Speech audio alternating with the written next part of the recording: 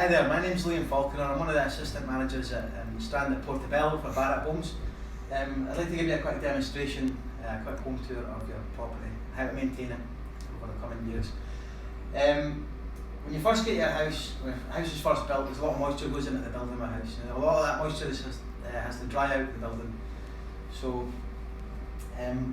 what you might find in the first year to year and a half, what we call the drying out period of the house, you might find that you might get some shrinkage and settlement. It's totally normal. It's just a house settling and finding its equilibrium. So with regards to shrinkage and settlement, what you might find is when you have junctions where different materials meet in corners and around facings and plasterboard to skirtings, you might find hairline cracks appearing over the year to year and a half. If this happens, if it's just something that will require a little bit of filler and a little bit of touch-up paint, we leave a little bit of that for you in your handover pack. If there's anything excessive appears, then what we would deem as excessive is anything up to about 6mm, so about the thickness of a pound coin. If you have any excessive settlement, get in touch with us. We have a customer care team and site team that will look after you and send up guys to sort that. So throughout your house, you've got sockets, switches. Depending on the way your switches, sockets, TV points or whatever have been wired, you might have cables running up to the socket from the floor, or it might come from the ceiling down. Each room is different again, just depending on the way the house is wired. So if you're looking to be fixing anything on the wall, like pictures or TVs or whatever, you want to assume that above any switches there's a cable above it. So watch out for that if you're fixing anything into the walls. With regards to your radiators, your pipes come from either side of the radiator into the middle where they penetrate the wall, and again right up the centre of the radiator. Well, watch out for fixings there. Now with regards to keeping your house aerated, you want to keep your house as aerated as possible and try not to have the temperature of the house melting hot and then freezing cold. Try and keep a nice ambient temperature throughout it. So some of your windows will come with vents on them. Your narrower windows won't do, but your wider ones will. So I recommend you keep these open as much as possible. Keep the place aerated. You have on your top floor, you'll have lockable windows. You have a higher transom bar on your window for safety, and your tilt and turn windows almost throughout the whole property. So if you push the button and turn your handle to 90 degrees, it'll tilt the window 180 degrees and it'll turn it. There is a safety catch at the side here, again for safety.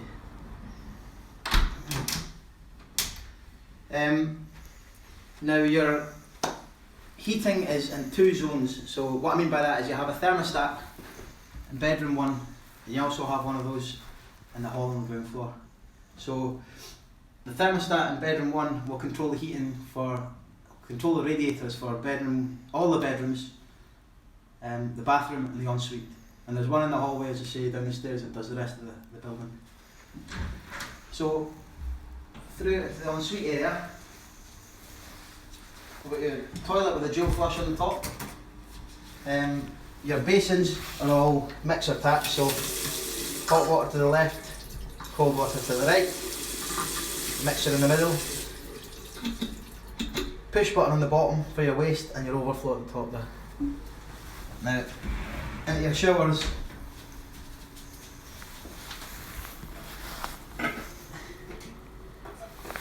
at your waste, this can be removed and emptied out and cleaned for catching shampoo and hair and things.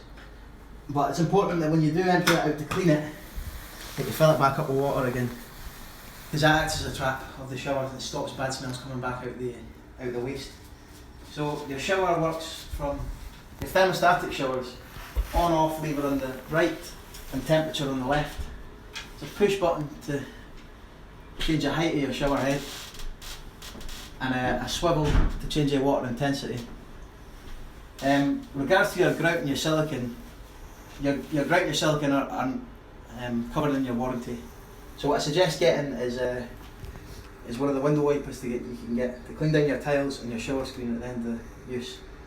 I recommend you do so and don't leave water sitting on your tiles or your grout. It'll extend the lifespan of your grout. It'll stop getting pink mildew in your grout. and black marks on your silicone.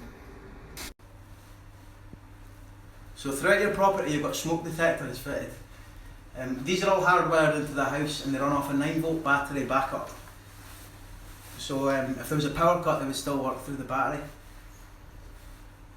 The batteries, when they start to run out, will start beeping intermittently and they'll become more and more frequent as the battery starts to run dry. So as a reminder to change them and keep them working as new. Now your thermostat on the ground floor that controls the rest of the house also does your hot water as well. With you have this a hot water cylinder down here. So instructions will come in the handover pack, but I'll also add in a link for a tutorial on how to work it as well. Now in your cylinder cupboard we've got a list numbered as well with all the tags for what everything does in here. At the bottom we'll have an immersion heater which you can use if ever there was gas cut off to the house. In the top right corner here, number 9, we have a expansion vessel with a pressure gauge on the front of it. That pressure gauge goes from 0 up to 4 and it should be sitting somewhere in between 1 and 2 bars of pressure. If that runs too low, below 1 bar, as a safety cut off for the boiler, it'll stop producing hot water. So if you open a hot tap, only cold water will come out. So if that's the case, come to your expansion vessel and check it. Make sure it's in between 1 and 2 bars. If it's dropped, as I say, you go to number 8, and if you turn that parallel with the pipe, that will start to move the water pressure gauge up. So that'll have it functioning again. You might find you have to do that 2 or 3 times a year. If you find that you're having to do it more often than that, every few weeks or so, it might mean that there's a small leak in the system. So if you get in touch with us, we'll come up with a plumber and get that fixed for you. Your hot water cylinder and your boiler come with a 1 year's warranty, but that can be extended to 2 years as long as you get it serviced within 1 year of the day you get your keys for the property, not from the date of installation. So if you go one day over your first year, you can lose out on the second year warranty, so it's really important that you get that done. It might be worth putting it into a calendar. In your meter cupboard, we've got your BT connection. So we've added an extra socket so that you can plug a router into, and you plug these into your router to make your house live. If you don't want to put your router in here, if you want to put it into one of the other rooms with a media plate in it, you simply plug these into these two and that'll make the rest of the house live, and then you can put your router in one of the other rooms if you want to. This emergency switch here is your isolator for your solar panels on the roof. The solar panels obviously knock money off of your bills, and you really want to leave that on all the time, so it's helping save money towards your bills. Below this we'll have our distribution board. So big red switch here, knock that down and cut off power to the whole house if you're needing to do work on it, for example. And all the rest of the RCD and all the circuits are all well labelled. Below this again we've got your electric meter, so it's just a push button cycle through to find out what your readings are. This is synchronised into a smart meter as well, which you'll receive in your handover pack, and that is synchronised with your gas and your electricity, and I'll tell you how much money you're using, how much energy you're using, things like that. And it's just a 1 button cycle through machine. Again, we've just got your cable heading at the house and a fuse to cut off power to that to keep you safe.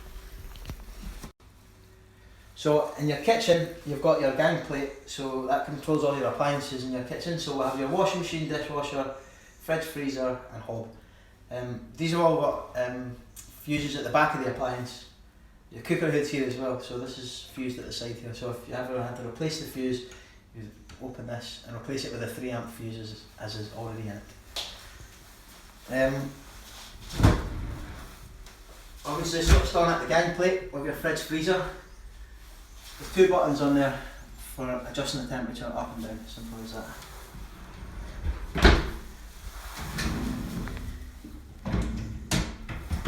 And behind the drawers there's an isolation panel there. If you ever had to isolate the hob,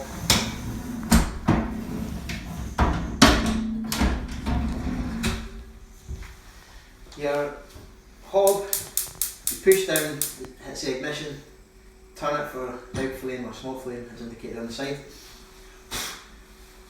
There's a safety cut off on it as well, which will run through after 5 to 10 seconds and cut off the gas. So if your flame was ever blown out by the window being open or anything, it'll cut off for you.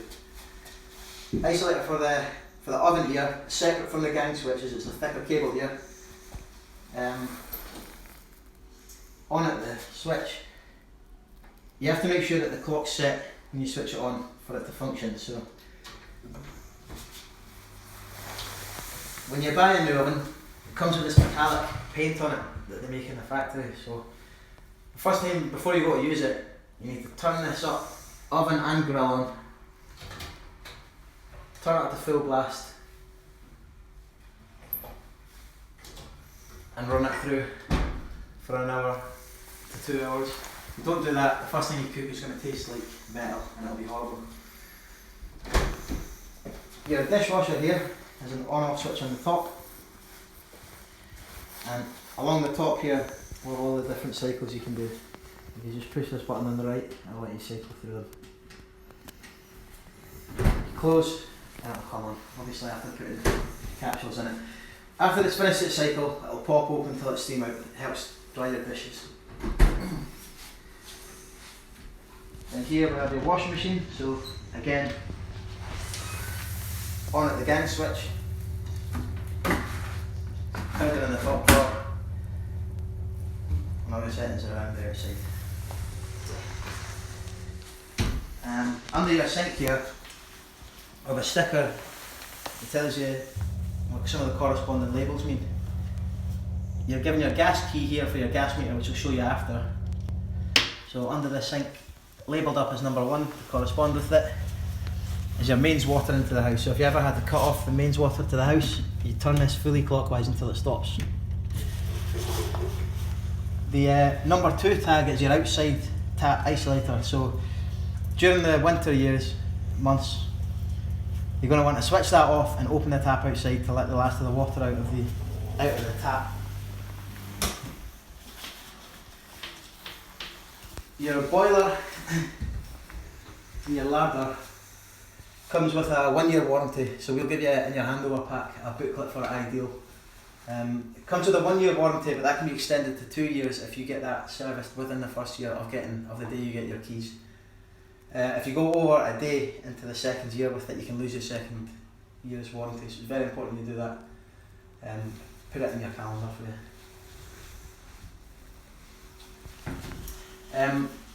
Above you here we've got a heat detector here. So the rest of the house you've got smoke detectors in your kitchen you have a heat detector, so that won't go off when you burn the toast. It's not smoke that sets that off, it's genuine heat, so it's a thermostat inside that. It works on the same principle as the smoke detectors, so it's hardwired in and it's all linked up together.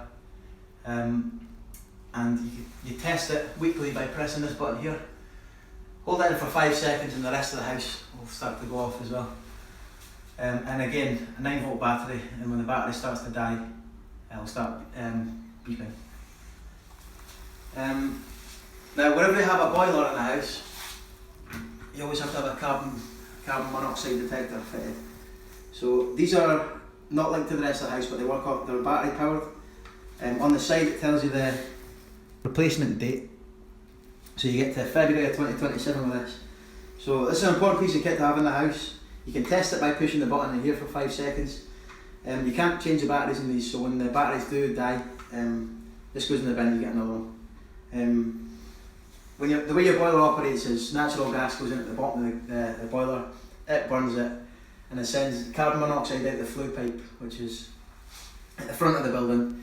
If there was ever a leak in the flue pipe though, it's carbon monoxide. Carbon monoxide being odourless and colourless, it's a silent killer, so this is a very important piece of kit. So when this starts beeping, when it starts getting to the end of its life, if you're testing it, it's not working, get another one. Very important. So your front door is a 3-point locking mechanism. It's got a thumb turn on the front rather than a key for safety reasons, obviously. You have a cowl in your front letterbox, again for security, because of the fact you have a thumb turn. So when you close the door, lift the handle, it'll lift the 3 parts of your locking mechanism, and you're locking that in situ. So you're secure when it's closed. Also, if you push this little rubber piece up here, it means when you're moving in, you don't have to pull the handle down to open and close it. But it's something you only want to be using temporarily. So, handle up to lock it. It's secure. You've got your chain here, and the spy hole right above it as well. Outside your house, you've got your gas meter here, the semi-concealed box. Underneath your kitchen sink, there's a yellow gas key that'll open and close this for you. So inside here, most importantly in here, this red lever down here, as it states on this sticker, that's running parallel to the pipe your gas is on. If you ever need to close this off to shut the gas off to your house, you turn that perpendicular to the pipe and that'll cut the gas off. Next you've got your gas meter here. Push the red button and it'll cycle through to tell you what your gas readings are. Again, this is synchronised up to your smart meter, and you can cycle through that to see your gas meter readings and your electric meter readings. Hi, I'm Nikki. I'm one of the sales advisors at the Strand Portobello, and I'm going to just give you a talk through your handover pack here. So we've got some useful information and I'm going to just go through it. During normal circumstances, the sales team would get you on handover. The site team would actually give you a 24-hour call and a 7-day call. However, due to the ongoing coronavirus, we just want to put something together for you. However, these would be the dealings during normal circumstances. So we've put together a list of useful contact numbers. I would say the most important one here would be the site team. So you can contact Liam Faulkner here and his mobile numbers here. He'll be your main point of contact, but there is a good few useful numbers there. So moving on, we've got the pack for Ross and Liddell, which is the handover for the factors here. So you'll find the first sheet here, it just gives you a breakdown really of the costs to expect to incur here. So that's a good one to go through. One of the most important things I would definitely I'd recommend to have a good read through this. There's a lot of useful information here, which is caring for your new home. So you'll find a step-by-step guide, which is really useful. So it would be highly recommended just to give this a good read through. So what we've actually done, the sales team here have actually put together all of your appliance model numbers. We would highly recommend phoning up Electrolux and actually registering your appliances. Sometimes it's good to actually just get them registered before the madness of moving in happens, and just making sure that will automatically kickstart your 2-year manufacturer's warranty. We've also got your boiler pack here. Again, if you can get this registered, and just to bear in mind, a little note for your calendar, a year into just to get the boiler service, and that will automatically kickstart your 2nd year guarantee also, but this will need to be booked in for a service once you've been in the property for a year. Again, you've just got all your handover pack for all your appliances here, so this will be part of your information.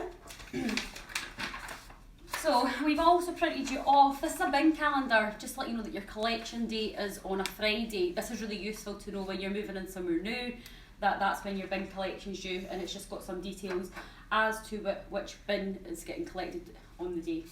So we've put this here also. And for those of you who have gardens, there's a little bit here just about the maintenance. Of course, the turf is brand new, so it's really just giving you some information just on keeping up that maintenance. So this is a good read through also. We'll also have a little goodie box there, which we do hope that you enjoy, and we really wish you all the best, and we will be in contact.